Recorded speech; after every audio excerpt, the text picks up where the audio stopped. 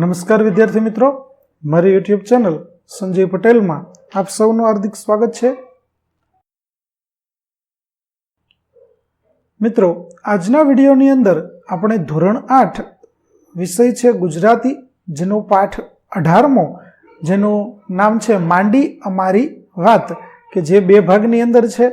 જેમાં પહેલા ભાગની અંદર માંડવીની વાત આપેલી છે. આપણે તેના સ્વાધ્યાયના પ્રશ્નો અને તેના જવાબો વિશે શીખવાના છીએ. વિદ્યાર્થી મિત્રો, જો તમે મારી ચેનલમાં નવા હોય તો મારી ચેનલને જરૂરથી સબસ્ક્રાઇબ કરો.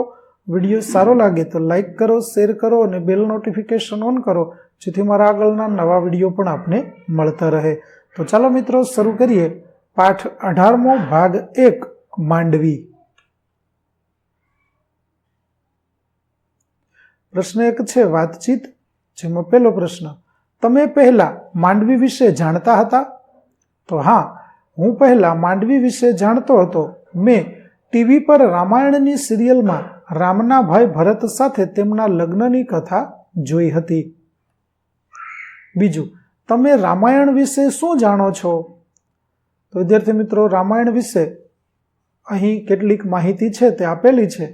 જો તમે આ માહિતી જાણતા હોય તો સારી વાત છે, અને તમે ન જાણતા હોય તો અહીં આપેલી વિગતો દ્વારા તમને જાણવા મળશે. વિદ્યાર્થી મિત્રો, આ પાઠની PDF જોવા માટે પ્લે સ્ટોરમાંથી અમારી એપ્લિકેશન વિશ્વગુરુ STD 1-12 ગુજરાતી ડાઉનલોડ કરી તમારા મોબાઈલમાં ઇન્સ્ટોલ કરો. જે તમે શરૂ કરશો તો તમને આ પ્રકારે જોવા મળશે, જેમાં બધા ધોરણની અંદર ધોરણ બતાવશે. ધોરણ પસંદ કરશો એટલે વિષય બતાવશે. વિષય પસંદ કરશો એટલે પાઠનું નામ બતાવશે. જેમાં તમે વિડીયો ઉપર ક્લિક કરશો તો વિડીયો જોવા મળશે, અને PDF ઉપર ક્લિક કરશો તો તમને PDF જોવા મળશે. તો આશા રાખો અમારી એપ્લિકેશન આપ સૌને ગમશે. જરૂર ડાઉનલોડ કરજો, જે એકદમ ફ્રી છે. કોઈ પણ પ્રકારના ચાર્જ વગર તમે વિડીયો અને PDF જોઈ શકશો. ચાલો હવે આગળ વધીએ. પ્રશ્ન 3: રામાયણનું કયું પાત્ર તમને ગમે છે અને શા માટે? તો વિદ્યાર્થી મિત્રો, અહીં મને રામાયણમાંથી હનુમાનજીનું પાત્ર ગમે છે, માટે મેં તેમના વિશે લખ્યું છે. તમને આ સિવાય કોઈ પાત્ર ગમતું હોય તો તમે તે વિશે પણ લખી શકો છો. ત્યાર પછી પ્રશ્ન 4: રામાયણ સિવાય આપણા કયા પ્રાચીન ગ્રંથોના નામ સાંભળ્યા છે? તો વિદ્યાર્થી મિત્રો, રામાયણ સિવાય પણ હિન્દુ ધર્મની અંદર ઘણા બધા પ્રાચીન ગ્રંથો છે. તેના નામો તમને અહીં આપેલા છે. તમે કદાચ આ વિશે જાણતા હશો. ત્યાર પછી પ્રશ્ન 5: આપણી પૌરાણિક કથાઓ જાણવાથી શું લાભ થાય? તો આપણી પૌરાણિક કથાઓ જાણવાથી અનેક લાભ થાય છે. જેમ કે આપણી સંસ્કૃતિ, પરંપરા અને મૂલ્યો વિશે જાણકારી મળે છે. આ કથાઓ સત્ય, અહિંસા, સેવા, ત્યાગ જેવા આદર્શો શીખવે છે. પૌરાણિક પાત્રોના નિર્ણયો અને પરિસ્થિતિઓ પરથી આપણે સમસ્યાઓનો સામનો કેવી રીતે કરવો તે શીખી શકીએ છીએ. કુટુંબ, સમાજ, મિત્રતા અને પ્રેમના મહત્વને સમજાવે છે. પૌરાણિક કથાઓના આધુનિક સંદર્ભમાં અર્થ સમજીને આજના જીવનમાં તેની પ્રસ્તુતતા સમજી શકાય છે. આપણા સાંસ્કૃતિક મૂળ સાથે જોડાઈને આપણે આપણી ઓળખને મજબૂત કરી શકીએ છીએ. ત્યાર પછી આગળ 6થો પ્રશ્ન: આપણી સાંસ્કૃતિક કથાઓના આધારે કઈ કઈ ટીવી ધારાવાહિક બની છે? તો આપણી સાંસ્કૃતિક કથાઓ આધારિત ઘણી ટીવી ધારાવાહિકો બની છે, જેના નામો તમે અહીં જોઈ શકો છો. આ સિવાય પણ ઘણી બધી સિરિયલો તમે જોઈ હશે.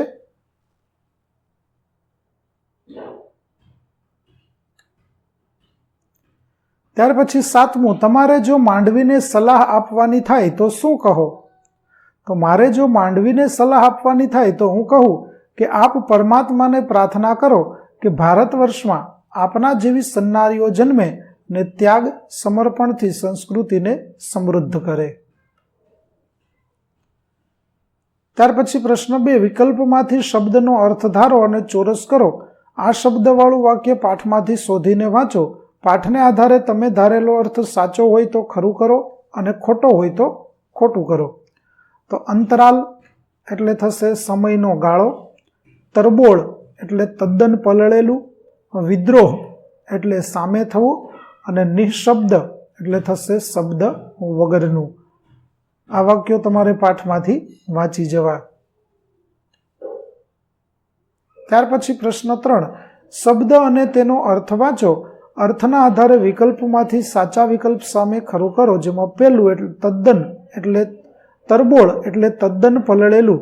વાક્ય થશે, પહેલા વરસાદે જ ધરતી તરબોળ થઈ ગઈ. બીજું, વિદ્રોહ એટલે સામે થવું. જેનું વાક્ય થશે, વિદ્યાર્થીઓની માંગ પૂરી કરવા સમાધાન કર્યું.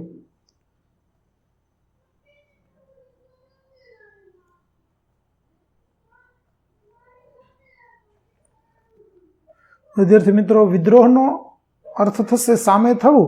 તો વિદ્યાર્થીઓ પોતાની માંગ માટે સત્તાધીશોથી સામે પડ્યા.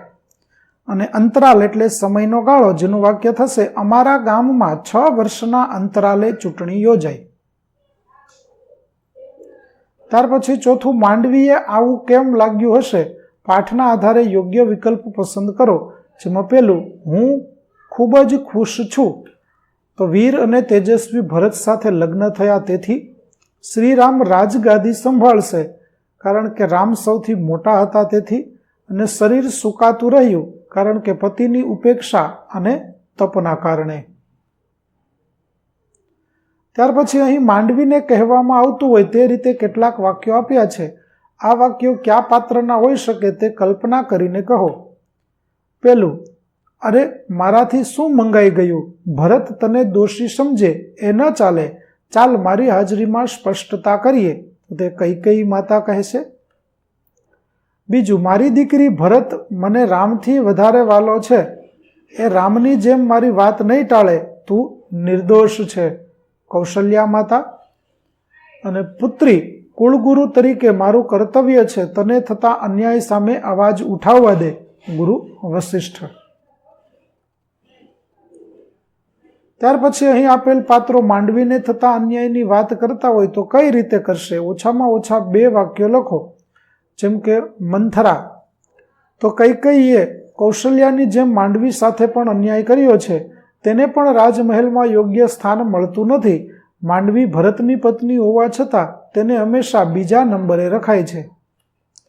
સુમંત, મહારાજ દશરથના દેહાંત પછી માંડવીની સ્થિતિ અત્યંત દયનીય થઈ ગઈ છે. એ સમય દરમિયાન તેને કોઈ સહારો આપનાર નથી અને રાજમાતાઓ તેની સાર સંભાળ લેતા નથી. અને સીતા, માંડવી બહેન સાથે જે થઈ રહ્યું છે તે અયોગ્ય છે. તેના પતિની ગેરહાજરીમાં તેને માતાઓનો પ્રેમ અને આશ્રય મળવો જોઈએ. માંડવીએ ક્યારેય કોઈનું ખરાબ નથી ઈચ્છ્યું, છતાં તેને આટલો મોટો શાપ મળ્યો છે. ત્યાર પછી 7મું, પ્રશ્નોના ઉત્તર એક વાક્યમાં લખો. જેમાં કોની આજ્ઞાથી માંડવીના લગ્ન ભરત સાથે થયા હતા. તો જનક રાજાની આજ્ઞાથી માંડવીના લગ્ન ભરત સાથે થયા હતા. બીજું, માંડવીના પિતૃ અને શ્વશુર કુળની પરંપરામાં શું હતું.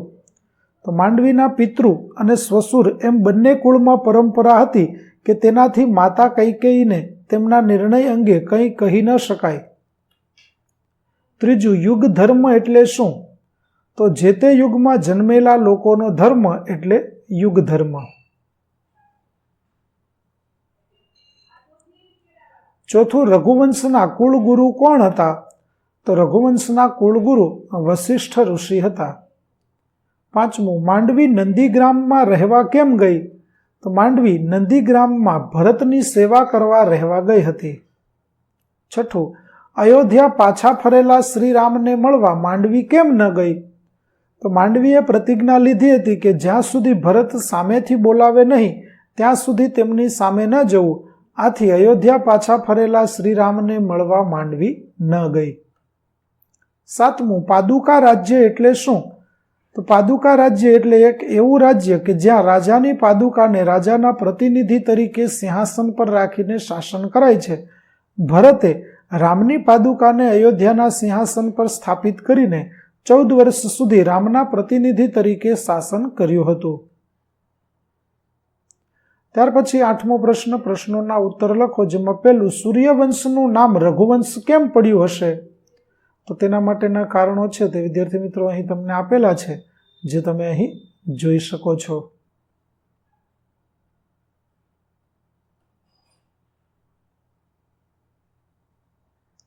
ત્યાર પછી બીજું, ભરતની નજર સામે ન જવાનો માંડવીએ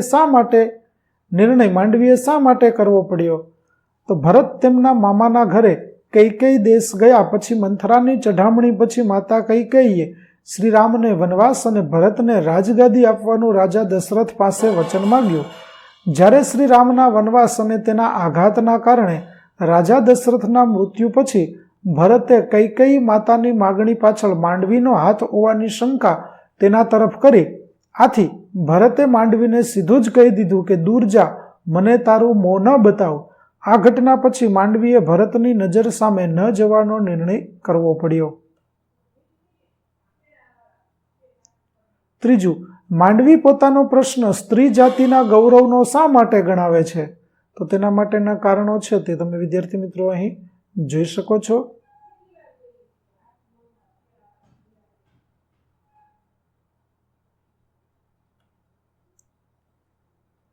ચોથો પ્રશ્ન, માંડવીને બોલાવવા ભરતને જ આજ્ઞા શા માટે કરવામાં આવી હશે?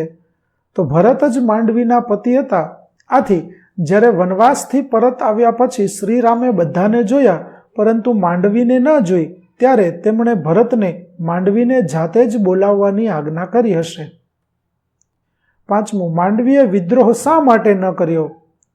તો માંડવી જાણતી હતી કે શ્રીરામ વનવાસ ગયા હોવાથી તેમના અયોધ્યાના રાજકાજને ભરતજીએ રાત દિવસ સંભાળવાનું હતું. આ સંજોગોમાં માંડવી જાણતી હતી કે ભરતની સામે વિદ્રોહ કરીને તેમના મનને વિચલિત કરવું ઠીક ન હતું. માંડવી દરેક બાજુથી વિચારતી હોવાથી તેને પોતાના અધિકાર કે અન્યાય કરતાં રાષ્ટ્રધર્મ આગળ હોવાથી માંડવીએ વિદ્રોહ ન કર્યો.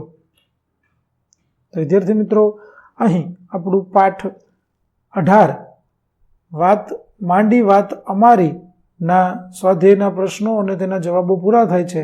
આગળના પાઠના સ્વાધ્યાયના પ્રશ્નો અને તેના જવાબો મેળવવા માટે મારી ચેનલને જરૂરથી સબસ્ક્રાઈબ કરો તેમજ PDF જોવા માટે પ્લે સ્ટોરમાંથી અમારી એપ્લિકેશન વિશ્વગુરુ STD 1 થી 12 ગુજરાતી ડાઉનલોડ કરો. ફરી મળીશું આપણે નવા વિડીયો સાથે. ત્યાં સુધી આવજો.